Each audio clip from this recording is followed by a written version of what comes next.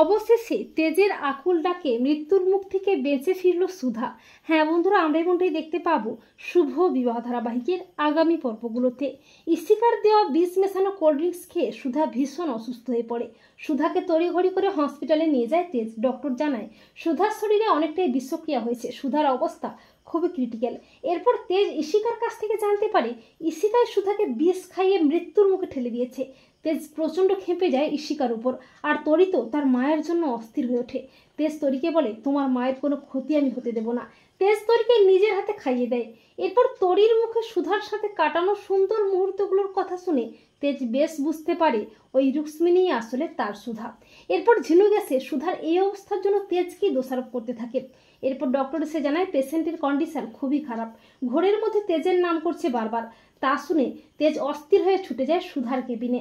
তেজ সুধার মাথায় হাত বুলিয়ে দেয়, সুধার হাতে ধরে বলে, সেই একই ছোঁয়া, তুমি আমার সুধা। আমি তোমাকে এতদিন চিনতে ভুল করেছি, আমাকে ক্ষমা করে দাও সুধা। আমি সে আগের তেজ বসু মল্লিক হতে চাই। তুমি ওঠো সুধা, ওঠো। সুধাময়ীকে ছাড়া তেজ বসু মল্লিক শেষ হয়ে যাবে, তোমাকে বাঁচতেই হবে সুধা। তোমাকে আমি আর হারাতে পারবো না। তোমাকে আমি খুব ভালোবাসি সুধা, তোমার কোনো ক্ষতি আমি হতে দেব না। এরপর আচমকা তেজের ভালোবাসার ছোঁয়া ও আকুল ডাকে সাড়া দিয়ে জ্ঞান ফিরে আসে সুধার। সুধা মৃদুস্বরে বলে, তেজ, তেজ তুমি এসেছো, তুমি আমাকে চিনতে পেরেছো? আমি তোমার সুধা। তেজ বলে, হ্যাঁ সুধা, হ্যাঁ তোমাকে আমি চিনতে পেরেছি, তুমি আমার সুধা।